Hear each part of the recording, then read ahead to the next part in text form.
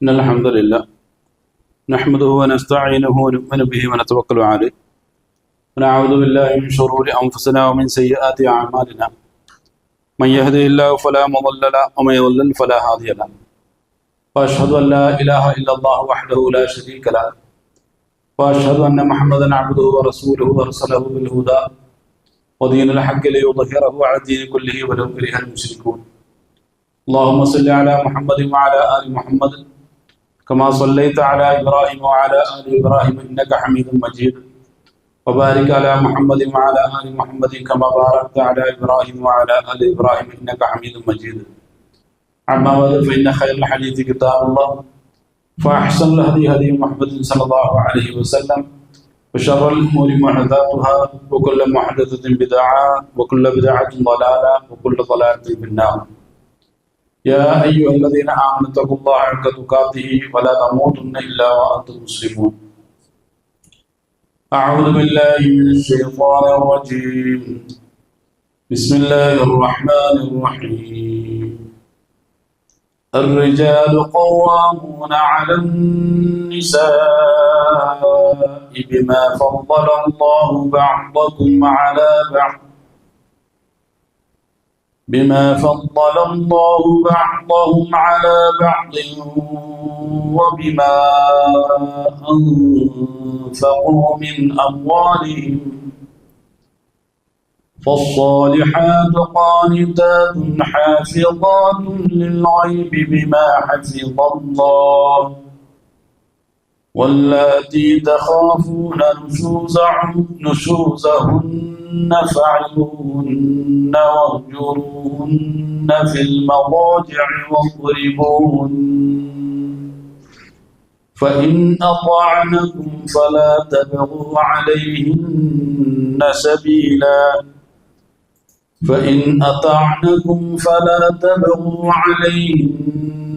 سبيلا إن الله كان عليا كبيرا. പ്രിയമുള്ള സഹോദരങ്ങളെ സഹോദരിമാർ, അല്ലാഹുവിന്റെ കൽപ്പന നിർദ്ദേശങ്ങളെ അങ്ങേയറ്റം സൂക്ഷ്മതയോടുകൂടി കൈകാര്യം ചെയ്യണമെന്നും തഖ്വ കൊണ്ട് ജീവിതത്തെ ചിട്ടപ്പെടുത്തണമെന്നും എന്നോട് നിങ്ങളോടും ആദ്യമായി ഉണർത്തുകയാണ്. അല്ലാഹുവിന്റെ കൽപ്പന നിർദ്ദേശങ്ങളെ ജീവിതത്തിൽ അഖിലം സൂക്ഷ്മതയോടുകൂടി പ്രായോഗികവൽക്കരിക്കുവാനും അതിനനുസൃതമായ നിലയിൽ ജീവിതത്തിൽ മെച്ചപ്പെടുത്തലുകൾ ഉണ്ടാക്കാനും ആ നിലയ്ക്ക് തന്നെ ഒരു സ്വാലിഹായ ഒരു വ്യക്തിയായി അവസാന നിമിഷത്തിൽ കലിമത്തു ഷഹാദ ഉച്ചരിച്ചുകൊണ്ട് ഒരു മുവാഹിദായി ഒരു മുത്തഖിയായ മുസ്ലിമായ അല്ലാഹുവിന്റെ അടുക്കലേക്ക് യാത്ര ചെയ്യാനുള്ള വലിയ സൗഭാഗ്യം നൽകി അല്ലാഹു സുബ്ഹാനഹു വ തആല നമ്മെ ഏവരെയും അനുഗ്രഹിക്കുമാറാകട്ടെ. വിശുദ്ധ ഖുർആനിലെ 4-ാമത്തെ സൂറത്തായ സൂറത്തുൽ നിസാഇന്റെ 34-ാമത്തെ ആയത്തിലൂടെ അല്ലാഹു സുബ്ഹാനഹു വ തആല ബോധ്യപ്പെടുത്തുന്ന ഒരു വിഷയം അഊദു ബില്ലാഹി മിനശ് ശൈത്വാനിർ റജീം അർ-റിജാലു ഖവ്വാമൂന അലൻ നിസാഇ ബിമാ ഫദ്ദല അല്ലാഹു ബഅദഹും അലാ ബഅദ് വബിമാ അൻഫഖു മിൻ അംവാലിഹിം. ഒരു പുരുഷൻ ആരാണ് എന്നതിനെ അല്ലാഹു സുബ്ഹാനഹു വ തആല ഇവിടെ നിർദ്ദേശിക്കുകയാണ്. അവൻ ഖവ്വാമൂനാണ്. ഖവ്വാം, ഖയ്യിം എന്നൊക്കെ പറഞ്ഞാൽ ഒരു ദൗത്യം ഏറ്റെടുത്ത ഒരു വ്യക്തിക്ക് അറബിയിൽ പറയുന്ന ഒരു പ്രയോഗമാണ്. ഒരു സംഘടനയുടെ നേതൃത്വം ഏറ്റെടുത്ത ഒരു വ്യക്തിക്ക് ഖയ്യിം എന്ന് പറയും, അല്ലെങ്കിൽ ഖവ്വാം എന്ന് പറയും. അല്ലെങ്കിൽ ഏതെങ്കിലും വ്യക്തികളുടെ ഉത്തരവാദിത്തങ്ങൾ, സ്ഥാപനങ്ങൾ ഏറ്റെടുത്ത് നിർവഹിക്കുന്ന, മാനേജ്മെന്റ് സംവിധാനം നിർവഹിക്കുന്ന ആളുകൾക്ക് പറയുന്ന പേരാണ് ഖയ്യിം അല്ലെങ്കിൽ ഖവ്വാം. അതുപോലെ സ്കൂളുകൾ ഏറ്റെടുത്ത് നടത്തുന്ന ആളുകളായിരുന്നാലും ഇങ്ങനെ ഏതെങ്കിലുമൊക്കെ വലിയ വലിയ ഉത്തരവാദിത്തങ്ങൾ ഏറ്റെടുത്ത് നടത്തുന്ന ആളുകളെയാണ് ഖവ്വാം അല്ലെങ്കിൽ ഖയ്യിം എന്ന് പറയുന്നത്. അല്ലാഹു സുബ്ഹാനഹു വ തആല ഖവ്വാമാണ് എന്ന് പരിചയപ്പെടുത്തിയിട്ടുള്ളത് പുരുഷന്മാരെ കുറിച്ചാണ്. പുരുഷന്മാരെന്ന് പറഞ്ഞാൽ കേവലം മലയാളത്തിലുള്ള ഒരു അർത്ഥതലത്തിനും അപ്പുറം അർ-റിജാൽ എന്ന് പറഞ്ഞാൽ പ്രസ്താവിക്കപ്പെട്ട പുരുഷൻ എന്നാണ് അതുകൊണ്ട് ഉദ്ദേശിക്കപ്പെടുന്നത്. ഒരു പുരുഷൻ എന്തായിരിക്കണം എന്നുള്ളതിനെ കുറിച്ച് അല്ലാഹു സുബ്ഹാനഹു വ തആല കൃത്യമായ രൂപത്തിൽ വിശദീകരിക്കപ്പെട്ടിട്ടുണ്ട്. നല്ല ആദർശബോധമുള്ള, നല്ല കാഴ്ചപ്പാടുള്ള, നമ്മുടെ നാടൻ ഭാഷയിൽ പറഞ്ഞാൽ നല്ല നട്ടലുള്ള, കഴിവും പ്രാപ്തിയുമുള്ള, ഖവ്വാം എന്നുള്ള പദത്തിന് യോജിക്കുന്ന നല്ല കാഴ്ചപ്പാടുള്ള, ജീവിത ശൈലികളുള്ള, അല്ലെങ്കിൽ കയ്യം എന്നുള്ള പദത്തോട് 100% യോജിച്ച് നിന്നുകൊണ്ട് പ്രവർത്തിക്കാൻ കഴിവും ശേഷിയുമുള്ള, അങ്ങനെ റിജാൽ എന്താണ് എന്നുള്ളതിനെ കുറിച്ച് ഏത് നിലയ്ക്കും നമുക്ക് വിശദീകരിച്ച് മുന്നോട്ട് പോകാൻ സാധിക്കും. ചുരുക്കത്തിൽ നല്ല പ്രാപ്തരായ പുരുഷന്മാരെയാണ് അല്ലാഹു സുബ്ഹാനഹു വ തആല ഇവിടെ പരിചയപ്പെടുന്നത്. റിജാൽ, അങ്ങനെയുള്ള പ്രസ്തുത റിജാൽ അഥവാ പുരുഷന്മാർ ഖവ്വാമു, അവർ ഖവ്വാമുകളാണ് അല്ലെങ്കിൽ ഖയ്യിമുകളാണ്. ഏത് വിഷയത്തിലാണ്? അലൻ നിസാ, സ്ത്രീകളുടെ വിഷയത്തിൽ. സ്ത്രീകളുടെ മേൽ അധികാരമുള്ള വ്യക്തിയാണ് എന്ന് അല്ലാഹു സുബ്ഹാനഹു വ തആല ഇവിടെ വ്യക്തമാക്കുമ്പോൾ തന്റെ വൈകാരികമായ ഭാവപ്രകടനങ്ങളും മറ്റുള്ള എന്തെങ്കിലുമൊക്കെ തെറ്റായ രീതികളും അടിച്ചേൽപ്പിക്കേണ്ട ഒരുവൾ എന്നുള്ള ഒരു തെറ്റായ ഒരു അർത്ഥം ഒരു കാരണവശാലും നമ്മൾ കൊടുക്കാൻ പാടില്ല. കാരണം ഖുർആൻ തുടക്കം മുതൽ അവസാനം വരെ അത്തരം തെറ്റായ പൈശാചികമായ വൈകാരിക പ്രവർത്തനങ്ങളെ 100% എതിർത്തിട്ടുണ്ട്, അത് തെറ്റാണെന്ന് ബോധ്യപ്പെടുത്തിയിട്ടുണ്ട്. എന്നാൽ ഒരു സ്ത്രീയെ സംബന്ധിച്ചിടത്തോളം, അല്ലെങ്കിൽ സ്ത്രീകൾ ഉൾക്കൊള്ളുന്ന ഒരു കുടുംബത്തെ മുന്നോട്ട് കൊണ്ടുപോകേണ്ട ഒരു വ്യക്തി എന്നുള്ള നിലയ്ക്കാണ് ഇവിടെ അർറിജാൽ എന്നുള്ള നിലയ്ക്ക് ഒരു പുരുഷൻ ഒരു ഖയ്യിമാണ് അല്ലെങ്കിൽ ഖവ്വാമാണ് എന്ന് പരിചയപ്പെടുത്തുന്നു.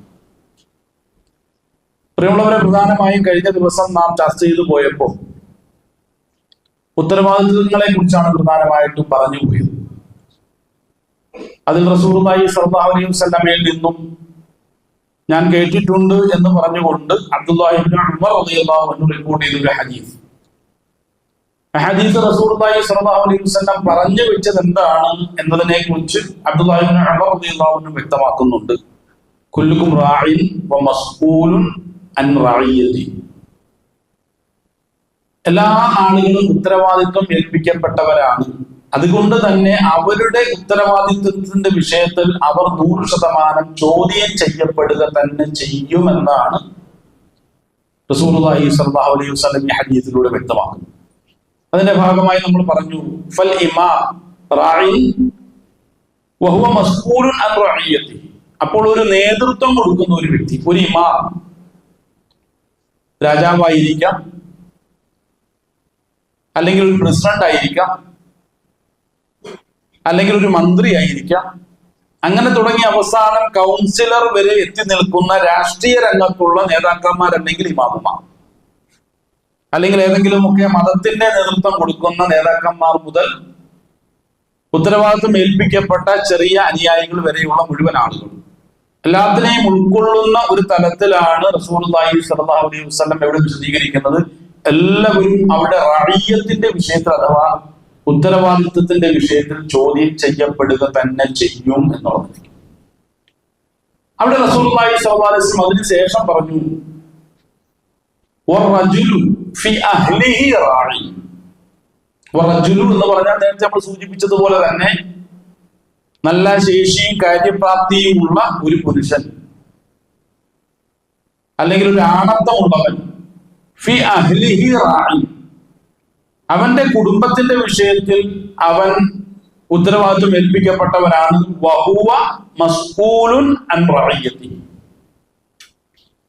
അങ്ങനെയുള്ള ഒരു പുരുഷനും അവന്റെ കുടുംബത്തിന്റെ വിഷയത്തിൽ അള്ളാഹുവിന്റെ അടുക്കൽ 100% നാളെ പരലോകത്ത് ചോദ്യം ചെയ്യപ്പെടും എന്നാണ് സൂചിപ്പിക്കുന്നത്. അതുപോലെ തന്നെ റസൂലുള്ളാഹി സ്വല്ലല്ലാഹു അലൈഹി വസല്ലം ശേഷം പറയുന്നു, വൽ മർഅതു, ഒരു സ്ത്രീ, ഫി ബൈത്തി സൗജിഹ, അവളൊരു പുത്രിയല്ല, ഒരു പുത്രിയായ ഒരു സ്ത്രീയെ കുറിച്ചോ ഒന്നുമല്ല അല്ലാഹു റസൂലുള്ളാഹി സ്വല്ലല്ലാഹു അലൈഹി വസല്ലം വിശദീകരിക്കുന്നു. ഈ സ്ത്രീയുടെ പ്രത്യേകത ഫി ബൈത്തി സൗജിഹ, ആ ഒരു വീട്ടിൽ ഒരു സ്ത്രീയായി അവൾ നിലകൊള്ളുന്നത് അവിടുത്തെ ഒരു ഭാര്യ എന്നുള്ള നിലയ്ക്കാണ്. അപ്പൊ കല്യാണം കഴിച്ച് ഉത്തരവാദിത്വം ഏൽപ്പിക്കപ്പെട്ട ഒരു സ്ത്രീയെ കുറിച്ചാണ് റസൂലുള്ളാഹി സ്വല്ലല്ലാഹു അലൈഹി വസല്ലം ഇവിടെ സൂചിപ്പിക്കുന്നത്. അങ്ങനെയുള്ള ഒരു സ്ത്രീയെ സംബന്ധിച്ചിടത്തോളം റാഇയത്തുൻ, അവളും ഉത്തരവാദിത്വം ഏൽപ്പിക്കപ്പെട്ടവരാണ്. വഹിയ മസ്ഊലുൻ, അവളും ചോദ്യം ചെയ്യപ്പെടും. അൻ റഇയ്യതിഹ, അവളുടെ ഉത്തരവാദിത്വത്തിന്റെ വിഷയം. പ്രിയമുള്ളവരെ, ഓരോ ആളുകളും അർറിജാൽ എന്നും ഈ പറയപ്പെട്ടതുപോലെ തന്നെ വൽ മർഅതു ഫീ ബൈതി സൗജിഹ എന്ന് പറയപ്പെടുന്നതും ഏതൊരു ഘട്ടത്തിലാണ്. ഇപ്പൊ സാധാരണ ചെറുപ്പക്കാരെ സംബന്ധിച്ചിടത്തോളം ഏതെങ്കിലുമൊക്കെ മാതാപിതാക്കളുടെ മക്കളായിട്ട് അവരെങ്ങനെ ജീവിക്കും. അത് പെൺകുട്ടികളെ സംബന്ധിച്ചിടത്തോളം അതേ അവസ്ഥയിൽ തന്നെയാണ്. അവരെ ഒന്നുമല്ല റസൂലുള്ളാഹി സ്വല്ലല്ലാഹു അലൈഹി വസല്ലം ഖുർആനെ വ്യാഖ്യാനിച്ചുകൊണ്ട് ഇവിടെ വിശദീകരിച്ചിട്ടുള്ളത്. മറിച്ച് വൈവാഹിക ജീവിതത്തിലേക്ക് കടന്നു വന്നതോടുകൂടി ആ വൈവാഹിക ജീവിതത്തോടുകൂടി ഒരു കുടുംബത്തിന്റെ ഉത്തരവാദിത്വം നിർബന്ധപൂർവം ഏറ്റെടുക്കേണ്ടി വന്നിട്ടുള്ള ആളുകളെ കുറിച്ച്. അപ്പൊ നമ്മൾ എന്ത് മനസ്സിലാക്കണം? എന്താണ് അവളുടെ അല്ലെങ്കിൽ അവന്റെ ഉത്തരവാദിത്വം എന്നുള്ളതിനെ കുറിച്ചാണ്. അതിനെക്കുറിച്ച് ഖുർആൻ എന്തെങ്കിലും കാഴ്ചപ്പാടുണ്ടോ? അതോ പരമ്പരാഗതമായ നിലയ്ക്ക് എന്റെ പിതാവ് എന്റെ വീട്ടിൽ കാട്ടിക്കൂട്ടിയിട്ടുള്ള അല്ലെങ്കിൽ എന്റെ മാതാവ് എന്റെ വീട്ടിൽ കാട്ടിക്കൂട്ടിയിട്ടുള്ള പരമ്പരാഗതമായ സാംസ്കാരികമായ ശൈലികളെ, അതിലൂടെ ഉരുത്തിരിഞ്ഞിട്ടുള്ള അവരുടെ പ്രവർത്തനങ്ങളെയൊക്കെയാണോ ഞങ്ങൾ പഠിക്കേണ്ടത്? ഖുർആനും ഹദീസും വ്യക്തമായ രൂപത്തിൽ പറഞ്ഞു, ഒരിക്കലുമല്ല. അതൊരിക്കലുമല്ല. അങ്ങനെയുള്ള പരമ്പരാഗതമായ ശൈലികൾക്ക് ഏതെങ്കിലും പ്രമാണങ്ങളുടെ പിൻബലമുണ്ടോ? അതോ നിങ്ങൾ സ്വയമായിട്ട് തന്നെ തിരഞ്ഞെടുത്തതാണ്? ഇങ്ങനെയൊക്കെയാണ് നമ്മൾ ചെയ്യേണ്ടത്, ഇങ്ങനെയൊക്കെയാണ് പ്രവർത്തിക്കേണ്ടത്. അവിടെ വിശുദ്ധ ഖുർആനിന്റെ അനുയായികളെ സംബന്ധിച്ചിടത്തോളം, ആദരവായ റസൂലുള്ളാഹി സ്വല്ലല്ലാഹു അലൈഹി വസല്ലമയുടെ ഉമ്മത്തുകളെ സംബന്ധിച്ചിടത്തോളം കൃത്യമായ മാർഗദർശനമുണ്ട്. അവിടെയാണ് ആധുനികമായ ഭാഷയിൽ പറഞ്ഞാൽ ഒരു പെൺകുട്ടിയോ അല്ലെങ്കിൽ ഒരു പുരുഷനോ വൈവാഹിക ജീവിതത്തിലേക്ക് വരുന്നതിന് മുമ്പ് കൃത്യമായ ആ രംഗത്തുള്ള പരിശീലനങ്ങൾ ആവശ്യമാണ്. എന്ന് പറഞ്ഞാൽ ഇസ്ലാമികമായിട്ടുള്ള പ്രീ മാരിറ്റൽ കോഴ്സിന് 100% അവര് അർഹരാണെന്നർത്ഥം. അത്തരം ക്ലാസ്സുകളിൽ പങ്കെടുത്ത് ഒരു ഭർത്താവ് എന്നുള്ള നിലയ്ക്ക്, അർറിജാൽ എന്നുള്ള നിലയ്ക്ക് എന്റെ ഉത്തരവാദിത്വം ഏതൊക്കെ നിലയിലാണ് താൻ നിർവഹിക്കേണ്ടത് എന്നതിനെ കുറിച്ചുള്ള കൃത്യമായ കാഴ്ചപ്പാട് ഉണ്ടെങ്കിൽ മാത്രമേ അവൻ കല്യാണം കഴിക്കാൻ പാടുള്ളൂ. ഇല്ലെങ്കിൽ വൈവാഹിക ജീവിതം അവന് നിഷേധമാണ്, ഹറാമാണ്. അവൻ കല്യാണം കഴിക്കാൻ പാടില്ല. കാരണം അങ്ങനെയുള്ള ആളുകൾ, ധാരാളം ആളുകൾ കല്യാണം കഴിച്ചതിന്റെ ബുദ്ധിമുട്ടുകളും പ്രയാസങ്ങളുമാണ് ഇന്ന് ഈ സമൂഹം അനുഭവിച്ചുകൊണ്ടിരിക്കുന്നത്. നമ്മൾ പരിശോധിച്ചു നോക്കണം. എത്രയോ സ്ത്രീകൾ വലിയ മനപ്രയാസത്തിലാണ് അവരുടെ ജീവിതത്തിലൂടെ മുന്നോട്ട് നീങ്ങിക്കൊണ്ടിരിക്കുന്നത്. പത്രമാധ്യമങ്ങളിലൂടെ ആത്മഹത്യകളുടെ വാർത്തകൾ വായിക്കുമ്പോൾ പഴയ കാലത്തൊക്കെ മറ്റു മതസ്ഥരുടെ വാർത്തകളായിരുന്നു നമ്മൾ വായിച്ചിരുന്നതെങ്കിൽ ഇന്ന് നമ്മുടെ മതത്തിൽപ്പെട്ട ധാരാളം ആളുകളും അത്തരം ആത്മഹത്യാ വാർത്തകളിൽ ഇടം പിടിച്ചുകൊണ്ടിരിക്കുന്നു എന്നുള്ളതാണ് ദിനം പ്രതിയുള്ള വാർത്തകൾ നമ്മെ ബോധ്യപ്പെടുത്തിക്കൊണ്ടിരിക്കുന്നത്. എന്താണ് കാരണമെന്ന് ചോദിച്ചാൽ, ആത്മഹത്യ അത്രയൊന്നും രസകരമായ ഒരു സംഭവമല്ല. അതിന്റെ മനഃശാസ്ത്രപരമായ വശത്തെ കുറിച്ച് നമ്മൾ പരിശോധിച്ച് നോക്കിയാൽ അതൊരു തരം ഉത്കണ്ഠ രോഗത്തോടുകൂടി ഒരുതരം ഡിപ്രഷൻ രോഗം ഒരു വ്യക്തിക്ക് ബാധിച്ചു കഴിഞ്ഞാൽ ആ ഡിപ്രഷന്റെ 1 മുതൽ അല്ലെങ്കിൽ 100 മുതൽ താഴത്തേക്ക് ഇങ്ങനെ ഇറങ്ങി വന്ന അവസാനം 50% ആകുമ്പോൾ ജീവിതത്തിലുള്ള പ്രതീക്ഷയിൽ പതുക്കെ നഷ്ടപ്പെട്ടു തുടങ്ങും. അവസാനം അത് വന്ന് പരിപൂർണമായും ഒരു 0 ലെവലിൽ ഉള്ള മാനസികാവസ്ഥയിലേക്ക് എത്തുമ്പോഴാണ് ഒരാൾ ആത്മഹത്യയിലേക്ക് പ്രേരിപ്പിക്കപ്പെടുന്നത് എന്നാണ് അതിന്റെ മനഃശാസ്ത്രപരമായിട്ടുള്ള വശങ്ങളൊക്കെ വ്യക്തമാക്കുന്നത്. എന്താണ് കാരണം? 100% ഉണ്ടായിരുന്ന മാനസികമായ ഊർജം എന്തുകൊണ്ട് അവരിൽ നിന്ന് നഷ്ടപ്പെട്ടു പോകുന്നു എന്ന് ചോദിച്ചാൽ അവർ ദിനം പ്രതി അനുഭവിച്ചുകൊണ്ടിരിക്കുന്ന ദുരനുഭവങ്ങൾ ഒന്നുകൊണ്ട് മാത്രമാണ്. അത്തരം ദുരനുഭവങ്ങൾക്ക് കാരണമാകുന്ന രൂപത്തിലേക്കുള്ള ഒരു ജീവിത സാഹചര്യത്തിലേക്ക് ഏതെങ്കിലും പിതാക്കന്മാർ സ്വന്തം പൊന്നോമനകളായ മക്കളെ പറഞ്ഞേക്കുമോ എന്നുള്ളതാണ്. ഒരിക്കലുമില്ല. വിവാഹം നടക്കുന്നതിന് മുമ്പായിട്ട് തന്നെ പല നിലയ്ക്കുമുള്ള അന്വേഷണങ്ങൾ നടക്കും. നമുക്ക് അറിയാവുന്ന കാര്യങ്ങളാണ്. അതിലെന്തെങ്കിലും ഒരു മോശമായ ഒരു അവസ്ഥ വരനുണ്ട് എന്ന് മനസ്സിലാക്കി കഴിഞ്ഞാൽ ഒരിക്കലും അങ്ങനെയുള്ള ഒരു വ്യക്തിക്ക് സ്വന്തം മോളെ കല്യാണം കഴിച്ചു കൊടുക്കാൻ ഈ ലോകത്ത് ഒരു പ്രാപ്തിയുള്ള പിതാക്കന്മാരും തയ്യാറാകില്ല, ബോധമുള്ള പിതാക്കന്മാരും തയ്യാറാകില്ല.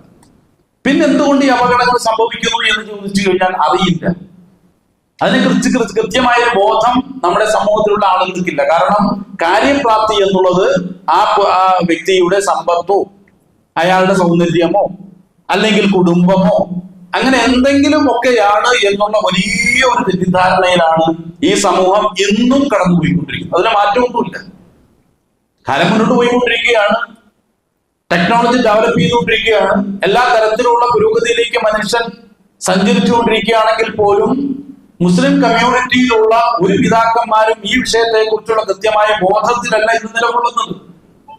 എന്താണ് ആ ചെറുക്കന്റെ യോഗ്യത എന്ന് ചോദിച്ചാൽ പറയും നല്ല സൗകര്യമുള്ള വ്യക്തിയാണ്, വിദ്യാസമ്പന്നനാണ്, സാമ്പത്തിക സ്രോതസ് ആ വ്യക്തിയുടേത് എല്ലാം കൊണ്ടും അനുകൂലമാണ്, അതുകൊണ്ടാണ് എന്റെ മോളെ ഞാൻ കല്യാണം കഴിച്ചു കൊടുക്കുന്നത് എന്നുള്ള കാഴ്ചപ്പാടിലാണ് 99% പിതാക്കന്മാരും ഇന്ന് കേരളത്തിലും ഈരാറ്റുപേട്ടയിലും അടക്കമുള്ള മുസ്ലിം പിതാക്കന്മാർ അവരുടെ കാഴ്ചപ്പാടുകളെ മുന്നോട്ട് നയിച്ചുകൊണ്ടിരിക്കുന്നു. തെറ്റാണെന്ന് ആർക്കെങ്കിലും പറയാൻ കഴിയും? ഒരിക്കലുമില്ല. കാരണം വിവാഹത്തിൽ മാനദണ്ഡം സാമ്പത്തികം മാത്രമാണ്. മറ്റുള്ള പോരായ്മകൾ ഉണ്ടെങ്കിൽ അതൊക്കെ ഇൻഷാ അല്ലാഹ് പരിഹരിച്ചോളും, നമുക്ക് പരിഹരിക്കാം. വലിയ പ്രത്യാശയാണ്. അവസാനം ഈരാറ്റുപേട്ടയിലുള്ള ഓരോ കുടുംബങ്ങളിലൂടെ നമ്മളൊന്ന് സഞ്ചരിച്ചു നോക്കുക. പല ആളുകളും പലപ്പോഴും ഇത്തരം ഒരു മേഖലയിൽ പ്രവർത്തിക്കുമ്പോൾ വിളിച്ചിട്ട് അവരുടെ ദുഃഖങ്ങൾ പങ്കുവയ്ക്കാറുണ്ട്. ഖുർആൻ ക്ലാസുമായി ബന്ധപ്പെടാൻ ഒരു സ്ത്രീക്ക് കഴിയുന്നില്ല. താൽക്കാലികമായി ലീവ് ചോദിച്ചു. എന്താണ് കാരണം എന്ന് ചോദിച്ചപ്പോ നീണ്ട വോയിസ് റെക്കോർഡുകളാണ്, പൊട്ടിക്കരഞ്ഞുകൊണ്ടുള്ള വോയിസ് റെക്കോർഡ്. ഒന്ന് ആലോചിച്ച് നോക്കണം. എന്നെ ഒന്ന് പരിഗണിക്കാൻ എന്റെ ഭർത്താവിന് സമയമില്ല, എന്നെ ഒന്ന് മനസ്സിലാക്കാൻ എന്റെ ഭർത്താവിന് കഴിയുന്നില്ല. ഈരാറ്റുപേട്ടയിൽ എത്രയോ വീടുകളിൽ ഇങ്ങനെയുള്ള ദുഃഖഭാരവും പേറി എത്രയോ സ്ത്രീകൾ കഴിഞ്ഞുകൂടിക്കൊണ്ടിരിക്കുകയാണ്. അപ്പൊ ഇവനെ നോക്കിയിട്ട് ഇസ്ലാം അൽ-റിജാൽ, നീ ഒരു റിജാലാണ്, ആണത്തമുള്ളവനാണെന്ന് പറയുമോ? ഇല്ല, നീ ഒരു ആണും പെണ്ണും കെട്ടവനാണ്. ഇസ്ലാമിന്റെ നോട്ടത്തിൽ അങ്ങനെയുള്ള ആളുകൾ ആണും പെണ്ണും കെട്ടവനാണ്. സ്വന്തം ജീവിതത്തിന്റെ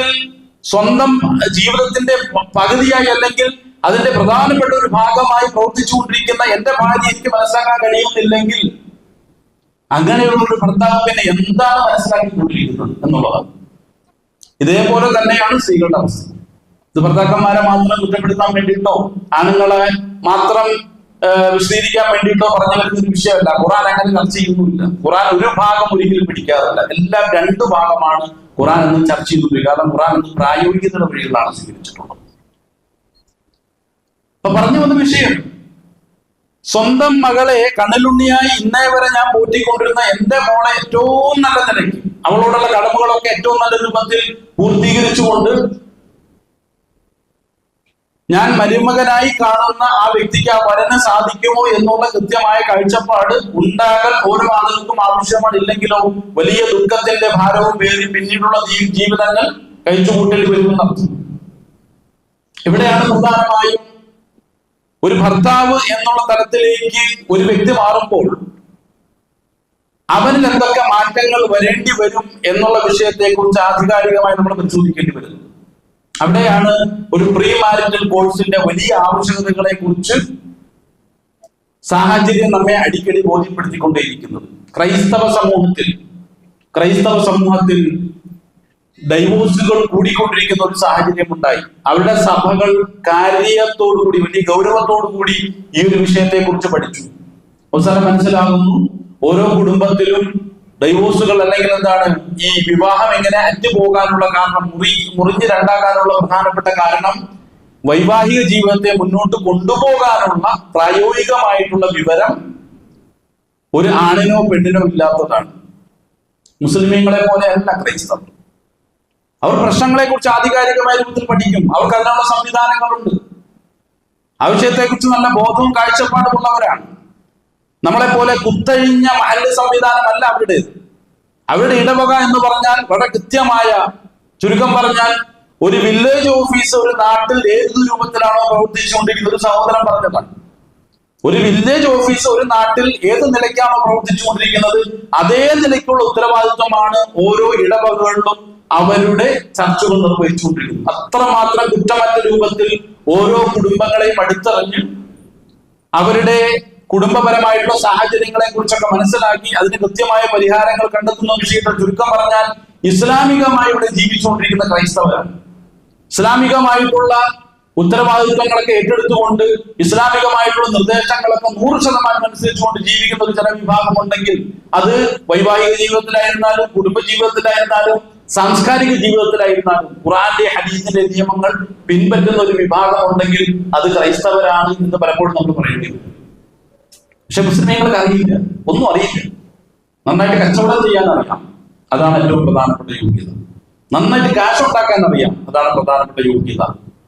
ഈ കാശുണ്ടാക്കാൻ വേണ്ടിയിട്ട് സ്വന്തം ജീവിതത്തിന്റെ സിംഹഭാഗവും ഉപയോഗിച്ചുകൊണ്ടിരിക്കുന്ന ഇവന് വീട്ടിൽ കയറി ചെയ്യാനില്ലാൻ അറിയില്ല, വീട്ടിൽ കയറി ചെന്ന് സംസാരിക്കാൻ അറിയില്ല, എന്ത് സംസാരിക്കണം എന്നറിയില്ല, എങ്ങനെ പെരുമാറണം എന്നറിയില്ല.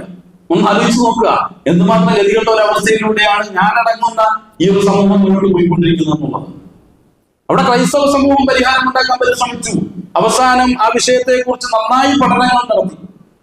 അവസാനം മനസ്സിലായത് കല്യാണം കഴിച്ചു വരുന്ന സ്ത്രീക്കും പുരുഷനും പരസ്പരം തിരിച്ചറിഞ്ഞ് ജീവിക്കാനുള്ള പ്രായോഗികമായിട്ടുള്ള വിവരമോ വിദ്യാഭ്യാസമോ ഇല്ല. ചിലപ്പോൾ ഡോക്ടറായിരിക്കും, ചിലപ്പോൾ എഞ്ചിനീയർ ആയിരിക്കും, അല്ലെങ്കിൽ IAS ഉയർന്ന റാങ്കിലെത്തിയ വ്യക്തിയായിരിക്കാം. ആ രംഗത്തൊക്കെ എല്ലാ നിലയ്ക്കുമുള്ള കഴിവുകൾ പ്രകടിപ്പിച്ചിട്ടുണ്ട്. പക്ഷെ ഒരു പെണ്ണിനെ മനസ്സിലാക്കാനുള്ള ശേഷിയോ കഴിവോ പ്രായോഗികമായ വിവരമോ അവനില്ല. അതിനെന്ത് ചെയ്യണം? ചർച്ചകളൊക്കെ തീരുമാനിച്ചു. 10 ദിവസത്തെ പ്രീ മാരിറ്റൽ കോഴ്സ് കഴിഞ്ഞ് 100% അച്ചടക്കത്തോടുകൂടി ആ കോഴ്സിൽ പങ്കെടുത്ത് അതിന്റെ സർട്ടിഫിക്കറ്റുമായിട്ട് പള്ളിയിൽ വരാത്ത ഒരൊറ്റ കുഞ്ഞിനും ഇനി ചർച്ച് കല്യാണം നടത്തി കൊടുക്കില്ല.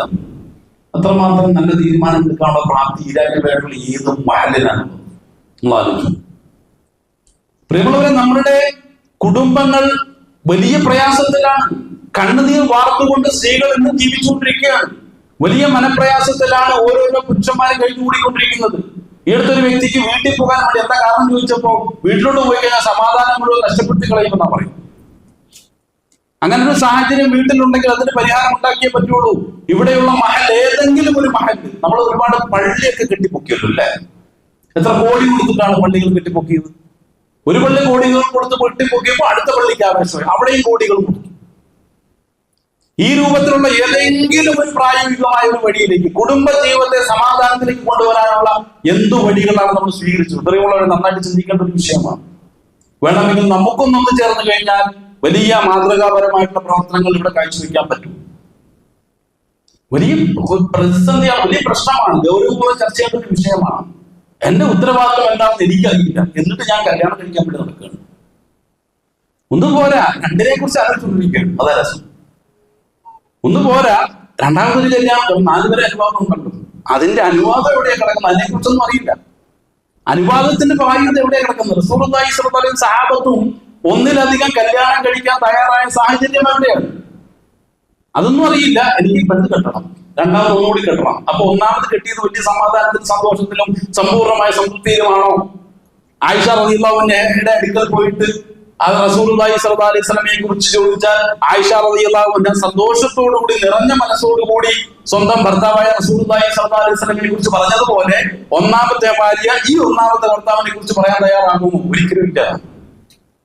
അവിടെയും ആ സ്ത്രീക്ക് പറയാനുള്ള കുറെ കണ്ണീരും വേദനകളും മാത്രമായിരിക്കാം. പ്രിയമുള്ളവരെ, ഈ ഉത്തരവാദിത്വമാണ്. അല്ലാഹു സുബ്ഹാനഹു വ തആല പറഞ്ഞു, ഇങ്ങനെ നമസ്കരിച്ചിട്ടൊന്നും കാര്യമില്ല. വീട്ടിൽ ഭാര്യ കണ്ണീർ വാർത്തുകൊണ്ടിരിക്കുകയാണ്. ഒരു ഭർത്താവ് അദ്ദേഹത്തിന് ചില വേദനകൾ പങ്കുവച്ചു. അദ്ദേഹം വീട്ടിലേക്ക് കുറെ മാസങ്ങളായി ഒരു ഫാമിലി ഓറിയന്റേഷൻ പ്രോഗ്രാമുമായി ബന്ധപ്പെട്ടൊരു ക്ലാസ് കഴിഞ്ഞ് തിരിച്ചിറങ്ങിയപ്പോ ഇദ്ദേഹം എന്റെ കൈ പിടിച്ച് കൂട്ടിക്കൊണ്ടു പോവാണ്.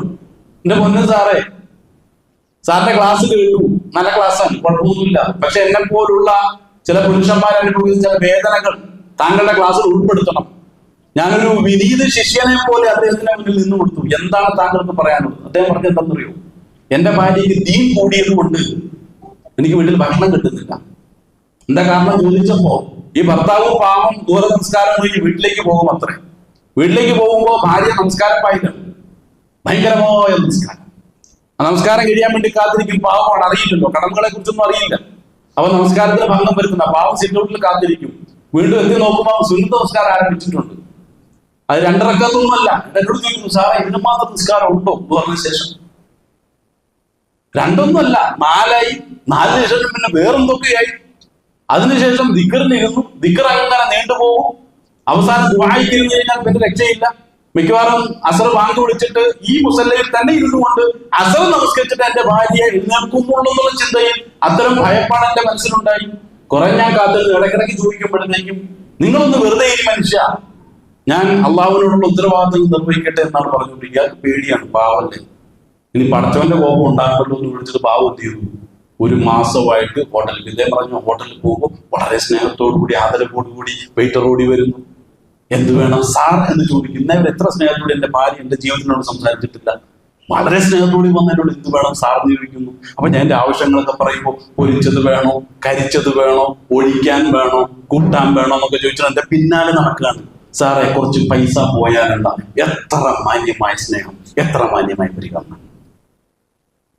ഇത് നമ്മള് നിഷേധിക്കണോ, അംഗീകരിച്ചു കൊടുക്കണം. ഇവിടെ ഈ സ്ത്രീയെ സംബന്ധിച്ചിട്ട് അറിയില്ല. ഒരു ഭർത്താവിന് സേവനം ചെയ്യുന്നതിന്റെ മഹത്വം എത്രത്തോളമാണെന്ന് ഈ സ്ത്രീക്ക് അറിയില്ല. ഏതോ ചില അന്ധമായ ഇസ്ലാം എന്ന് പറയപ്പെടുന്ന വൈജ്ഞാനികമായ മേഖലകളിൽ നിന്നും സ്വന്തം ഭർത്താവിനുള്ള കടമകളെ മാറ്റി നിർത്തിക്കൊണ്ട് ഇസ്ലാം എന്ന പേരിൽ എന്തൊക്കെയോ പഠിപ്പിക്കപ്പെട്ടിട്ടുണ്ട്. അതിന്റെ നാശമാണ് ആ വീട്ടിൽ നടന്നുകൊണ്ടിരിക്കുന്നത്. 100% അനിസ്ലാമികമായ പ്രവർത്തനങ്ങൾ മാത്രം. അതിന്റെ പേരിൽ ഒരു ഭർത്താവ് വീട്ടിൽ നിന്നും ഉച്ചയ്ക്ക് ഭക്ഷണം കഴിക്കാൻ നിർത്തി വെച്ചിരിക്കുന്നു. അതിദാരുണമായ ഒരു അവസ്ഥ. പ്രിയമുള്ളവരെ, മനസ്സിലാക്കണം, ഏതിനാണ് ഇസ്ലാം ഏറ്റവും കൂടുതൽ പ്രാധാന്യം കൽപ്പിച്ചിട്ടുള്ളത്, ഏതിലാണ് ഏറ്റവും കൂടുതൽ നന്മയുള്ളത്. കാര്യങ്ങളെ മനസ്സിലാക്കാനുള്ള ശരിയായ ബോധം നൽകി അല്ലാഹു സുബ്ഹാനഹു വ തആല നമ്മളെല്ലാവരും അനുഗ്രഹിക്കുമാറാകട്ടെ.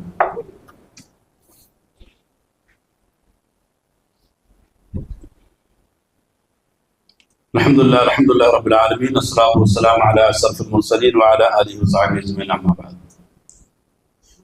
അള്ളാഹുവിന്റെ കൽപ്പനകളെ ശിരസാവഹിച്ചുകൊണ്ട് ജീവിതത്തെ മുന്നോട്ട് നയിക്കാനും തഖ്വ ഉൾക്കൊണ്ട് ജീവിതത്തെ ചിട്ടപ്പെടുത്താനും രണ്ടാമതൊന്നുകൂടി ഓർമ്മപ്പെടുത്തുകയാണ്.